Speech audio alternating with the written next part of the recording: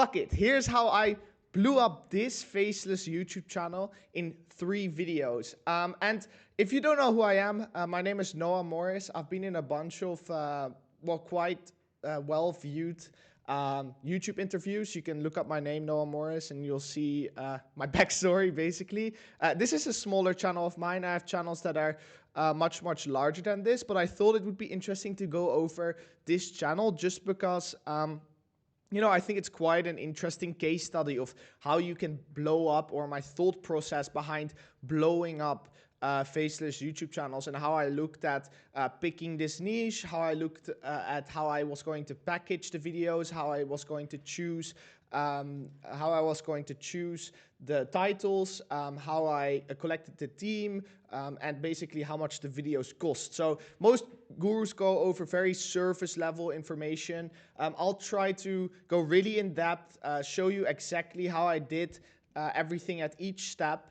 And yeah, I'd recommend to give this video a shot. I think you'll learn way more than any, faceless course you've maybe bought, or maybe those, faceless AI YouTube channels that have like a floating character bouncing around the screen, which give out like very basic information. So yeah, give this a try, and I'll go step by step on how I grew this channel from 0. So to start off, this channel, when I first started it out, it was just an organic channel, completely new. It's not an age channel or an age pre-monetized channel.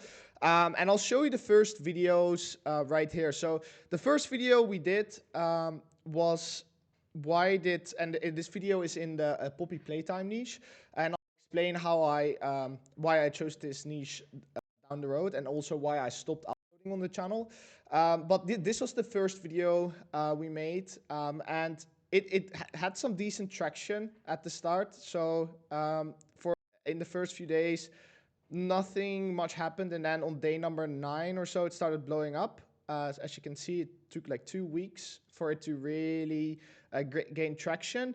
But really, the video that did it for us was this video. So when we started doing this thumbnail style, with a black background and the white and red text, that's really where the channel started to blow up. As you can see, this video only took 4 days or so, or like 3 days to start going insanely fast. So before we get into the in-depths on what my thought process behind the packaging, let me really quickly just show you how I derived this niche. So I started doing niche research, and basically, what I look for when I do niche research is very recently started channels that are getting a lot of views consistently with the same format, right? And when I did that, so I was basically scrolling around on YouTube using the Next Level extension filters, and I found this channel initially. So this was the channel I based my channel on at the start. Now we have a different thumbnail style, but yeah, this is the channel we basically found, and I saw this video blow up, and after that I got interested in this niche. So the way I found this initial channel, so I'm also always trying to find initial inspiration points. So what I mean with initial inspiration points is one channel that I usually find either on the Next Level niche finder or my YouTube homepage by just scrolling around in incognito mode and using the filter to sort on high view channels versus high view channels that have low subscribers. I found this channel, and this is what I would call a starting point channel. So a starting point channel is a channel that serves as a point of inspiration, or a point of or a lead, basically, to start looking more in depth into a certain niche or a certain topic, right? And in this case, this channel brought me onto Poppy Playtime. So I found this channel, I was like, okay, let me start looking across the entire Poppy Playtime niche and see how that niche is doing. So initially I found this video right here. It was already at, I think, like 1.2, 1.3 million views by the point I found it. And I saw them over time. I kept an eye on this channel, and I saw them uploading video after video, and it kept blowing up, and the videos just kept going viral over and over again. And the cool part about these videos, and the two things that really caught my attention, about for this niche is that these videos are pretty simple to produce. I mean, it was just some gameplay with some pictures floating up on the screen. And I was like, okay, there's quite a lot of views here. The thumbnails aren't too hard to do. It's also quite easy to derive topics, because when I saw this channel initially, what I usually think when I see this channel is like, okay, what was their process in making the video? So whenever you find an interesting niche or an interesting channel, so when I say interesting niche or interesting channel, I'm referring to, let's say, channels that have less than 20 videos on there, started in the last 3 months, and have like at least in these type of niches like 250k views a video, just because the RPM is quite low. If I see those type of channels, my initial thought process is, okay, how hard is it to produce these type of videos, and is it worth the time and effort to produce these type of videos, right? So when I looked at this, I immediately started scheming as into, okay, how do I also create these videos for myself, right? And what I basically found out was that they were basically they were just going to the Poppy Playtime subreddit, and Poppy Playtime is a horror video game. They were going to the Poppy Playtime subreddit and the Playtime Discord server. So Discord servers are a super underrated place to hire Faceless YouTube channel talent, as well as finding topics for your next YouTube videos, because there's like a big community on there that discuss theories as well. And they basically went to that Reddit, and I'll show you. They were going to this Reddit, and I'm not sure if this is the right one, but they were going to this Reddit and they were just taking the trending theories from here, and then they were just turning them into, simple documentaries / essay videos. So after I saw this channel pop off, I wanted confirmation. So that's the next step. So I understood, okay, this channel's doing well. They're probably earning a bit of money. So, I mean, they were getting a $2-3 RPM. That's what I was expecting. And they were probably earning a couple $1,000s a month. And at that point, I was like, okay, they're earning a bit of money. Let me go ahead and see if I can confirm that this channel is not a one-hit wonder, because that happens quite a lot. So what I see people do is, for example, they come across channels like Magnet Media, right, or Moon, or these really big Faces channels, or even smaller ones. For example, when Fern first started out, or there were a couple other super high quality channels. They blew up, obviously, because their content quality is good, and people thought they could reproduce that success. But the problem is some channels just have an edge or something that you can't see on the surface that makes them able to win. And that could be timing, right? That could be quality, that could be the personality or feeling behind the channel. Sometimes, especially when you're in a niche where I didn't know anything about Poppy Playtime. I didn't even know what game it was. I didn't even know it existed. By the time I found this niche, I just started watching the videos to learn more about it. So that's another very important tip, is whenever you find a niche you don't know anything about, you first want to become a fan yourself. And that's what I did. So I started watching Poppy Playtime recap videos, as in, like, I wanted to understand the lore, and I watched all the videos about them playing through the entire game and talking about the lore and the story of the game.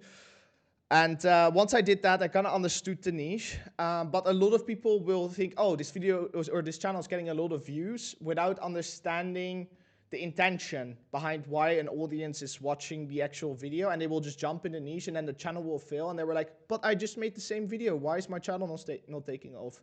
But most likely, because you don't understand the subject deep enough, or on a deep enough level, you missed something. Or you missed something that triggers the audience to be interested, right? And it also doesn't enable you to make interesting titles that resonate with the audience. If you jump into niches, you must make sure beforehand you completely understand the motivation or where the interest of the audience comes from. Because so many times I see people make Faces videos about things they have no they have no knowledge of, and obviously you can study things. It's not like you can, like, I mean, I had no knowledge of Poppy Playtime before this. You can study things, but do not jump into niches if you don't deeply understand why an audience is interested in a given subject, right? Anyway, once I understood a few things, so I saw these videos going viral consistently with the same format. I knew how the videos were getting produced, and I also understood the lore behind, this entire game. I started verifying if there were multiple channels doing something similar to this Poppy Theory channel and succeeding. Right, that's what what I was going to look into. So that's what I did. So I grabbed my NextF extension, or I just started researching, and basically I started looking for more channels doing kind of the same thing. And I'm not sure exactly what other channels I found, because it has been a couple months, but I did saw other kind of like news related channels similar to this doing pretty well.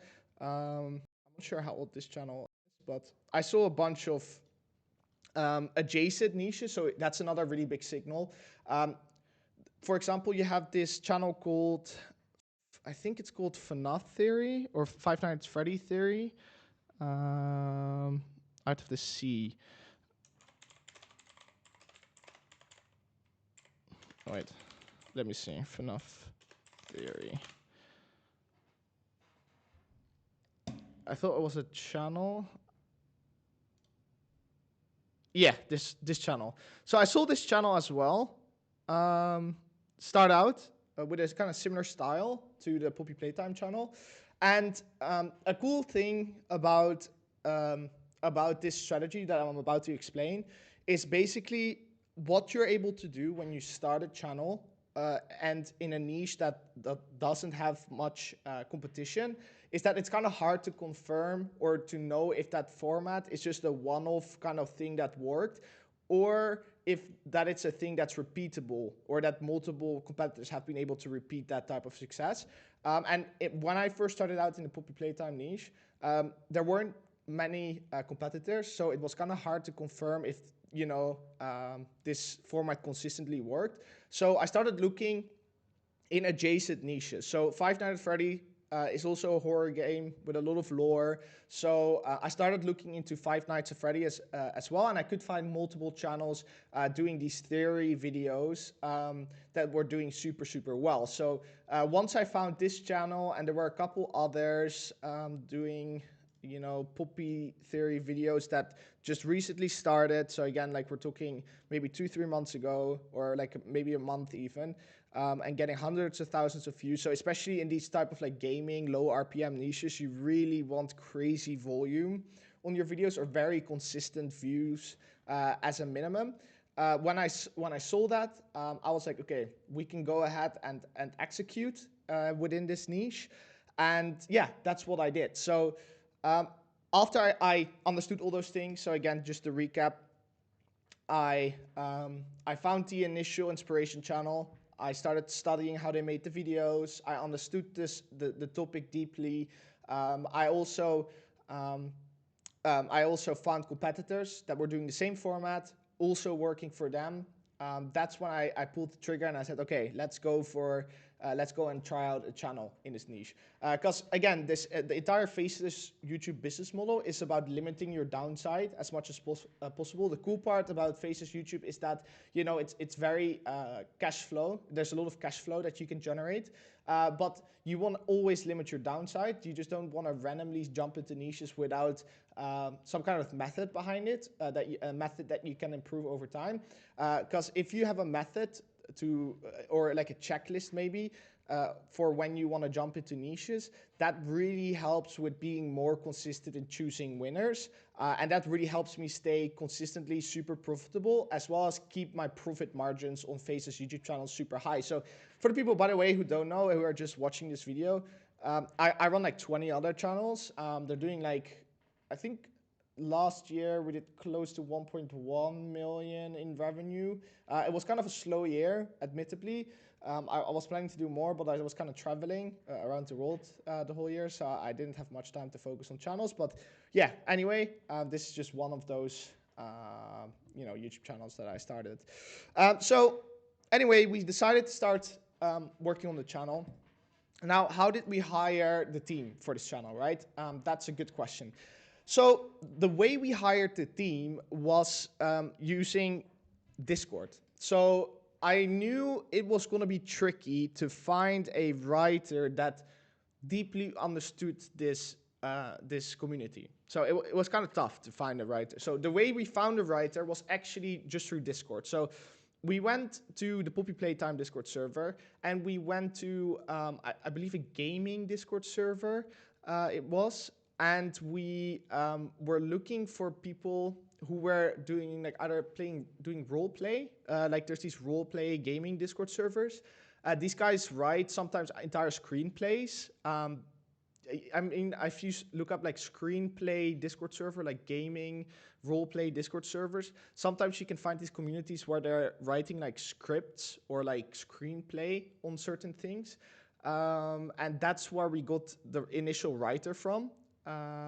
As well as that we started writing the scripts on our own at the start as well.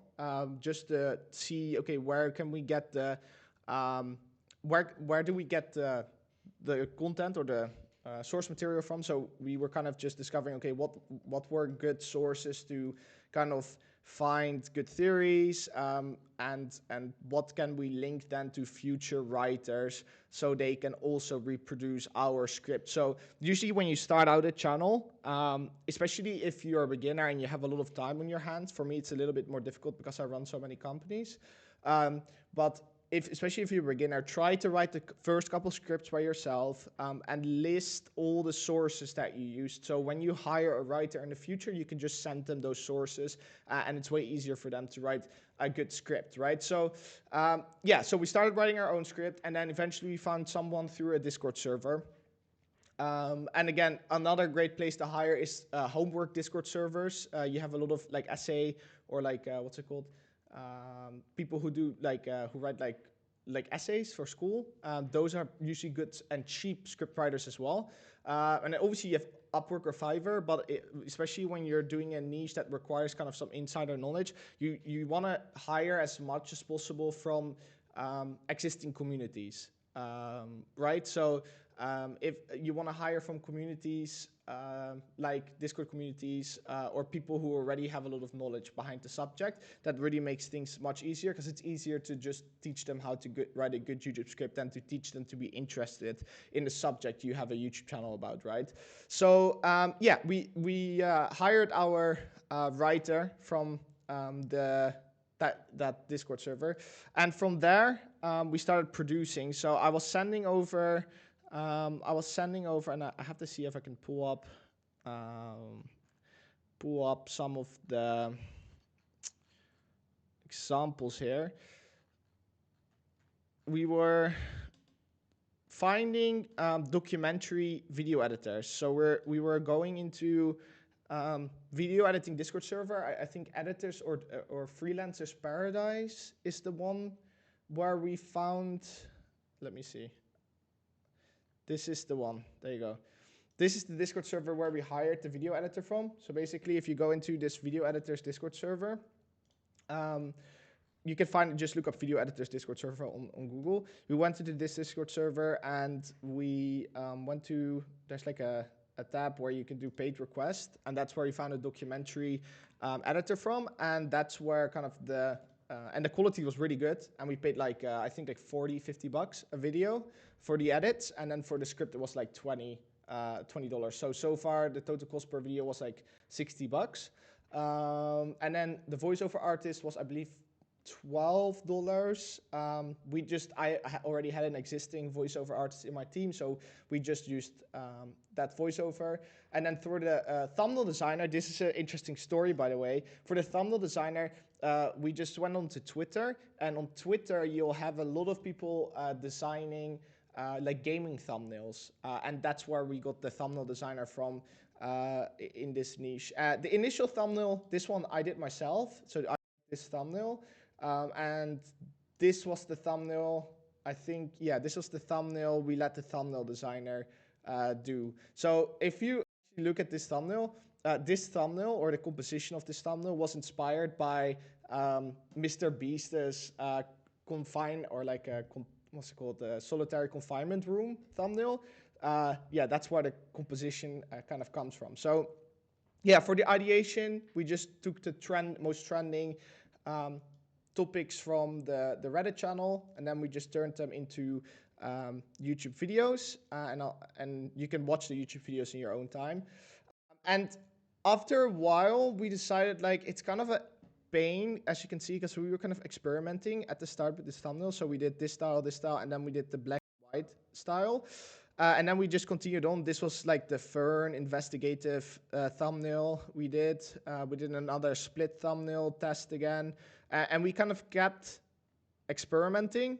And we kind of got inconsistent results with the views, which was kind of frustrating to us. So then from there on out, eventually we decided, all right, we see consistently that these type of thumbnails, so the black, white, and red text thumbnails do the best consistently. So we basically removed all the creativity from the thumbnails, and we just stick to this format. So just the text and then a character on the side doing an interesting composition. And yeah, that's basically how we go to our distinct style that you see here, right? So yeah, that's basically from A to Z how we ran this channel. So I mean, if you're interested, the RPM is like $2, and that's also the reason why we stopped uploading. I mean, I've got channels doing 20, 30, 40 grand a month, and running a channel that's maybe like 3, 4 grand a month is just not worth it, or worth your focus. So